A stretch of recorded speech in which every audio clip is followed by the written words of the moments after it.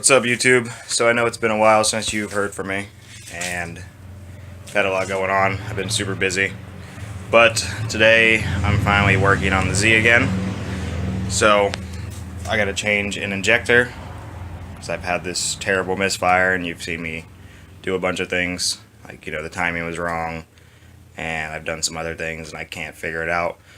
But I've finally narrowed it down to either a spark plug or an injector. So today we're going to change both, and I'm going to show you how to do it the easy way without removing the plenum. So I know that's the biggest thing that people like. It's because it's such a pain in the ass to remove the plenum. So I'm going to show you how to do it without removing the plenum today. So let's get started.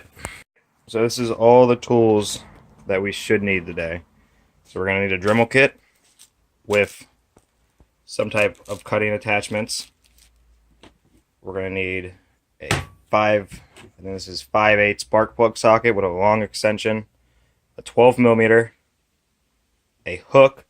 This is to remove the little locking clip on the injector, a pair of needle nose pliers, a pair of regular pliers, and a Phillips screwdriver. So this should be all we need. If there's anything else, I will let you guys know at the end of the video, or I'll add it in right after this. So here we go.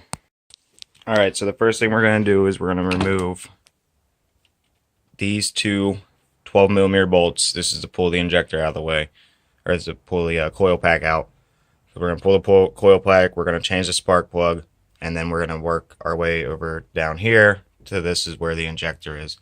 So I'm going to do this side first because it's easier, and see if that makes any difference. And if that doesn't make any difference, we're going to go ahead and change that injector out. So first step, two 12mm bolts.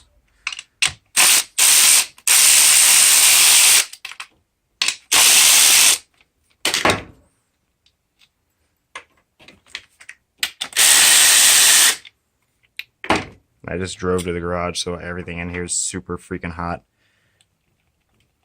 One little plug, and pull that out. Now, I've already tested this, but the way you test it is when it's sitting in the car with the orientation, you're going to do the left pin and the center pin. It should read 7 ohms. That's how you know if you have a bad coil pack or not. So let's set this out of the way. And then that's when we're going to need our 7/8. See if it'll focus. 7/8 spark plug socket.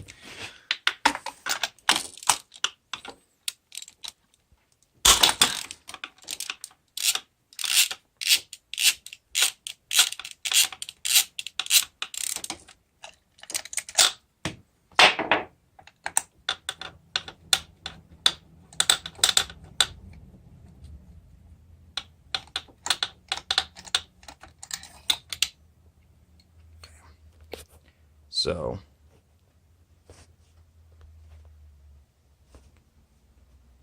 go focus. Maybe I can take it away from all that shit.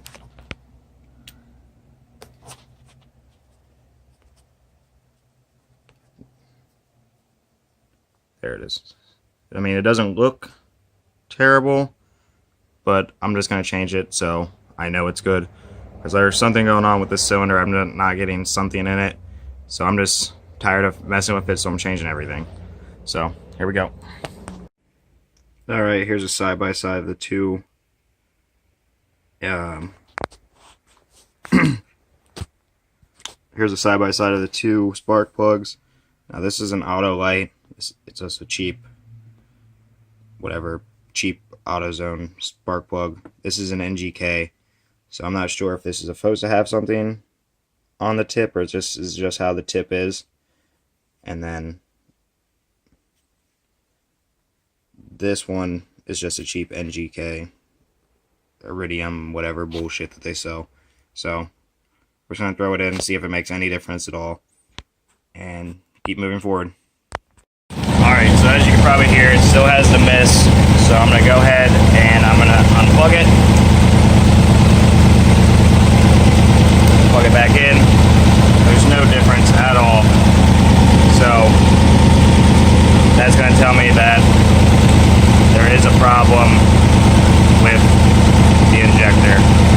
going to assume, I mean, this is a Z, so there could probably be nothing wrong with the injector. So, alright, let's keep going. Here's another injector or coil pack that I have laying around, and just to show you guys that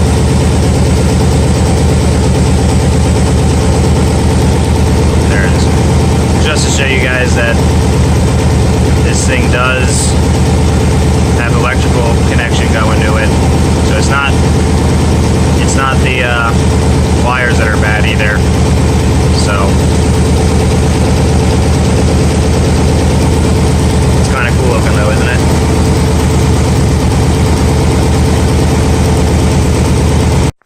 Alright, so this little electrical hold down right here, this is an 8mm. You want to get that out of the way to move your spark plug, your coil pack wire. And then down here,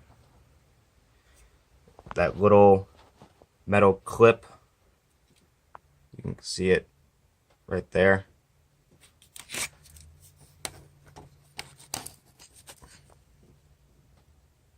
There's a little metal clip that goes around there. That's what you're going to need, the like a little small flathead or a pick if you have it to pull that out.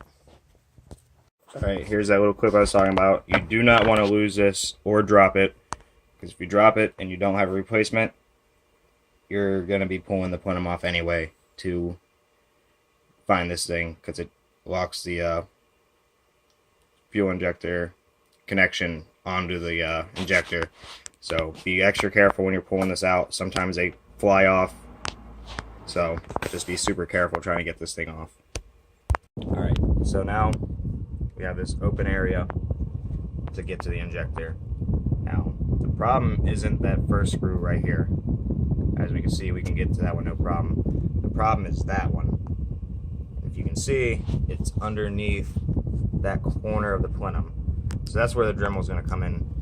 There's a bunch of extra casting right down here, and we're going to Dremel just enough off to get our screwdriver in there, loosen that up to get this injector out. So here it goes.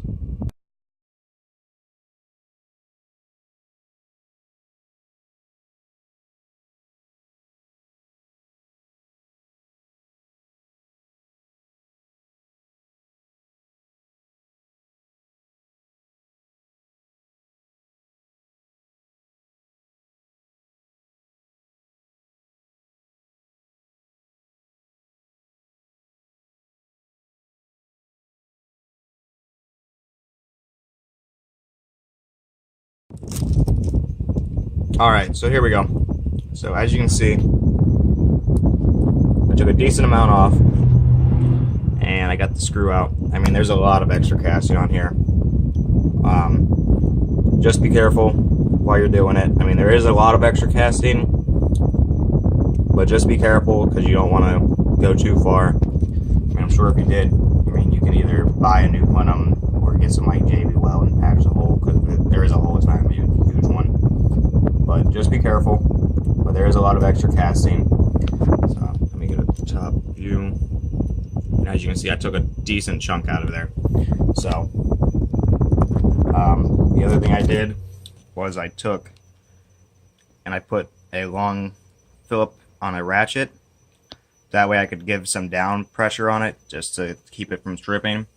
And I also smack it a couple times with a hammer just to get a good seat on there and try to break up some of that shit that's stuck in there. So next we're going to pull this injector out. I'm going to grab a pair of vice grips and just pull that out. So as you can see, I got the new injector in there. One thing I had to do, and you might have to too, I took that screw and I put it in the cap before I put it in there, because I couldn't put the screw in because it was too high with the cap, where I just sanded off the casting. So I just put the screw in there, it puts it flat, and I could wiggle it underneath and drop it down. So I got both screws in there. The other thing I did, because this is a used injector, I got my sandpaper out and I sanded the terminals just to make sure I have a nice clean surface. You're going to want to put some dielectric grease in there, just so you know you have a good connection. So it's almost done.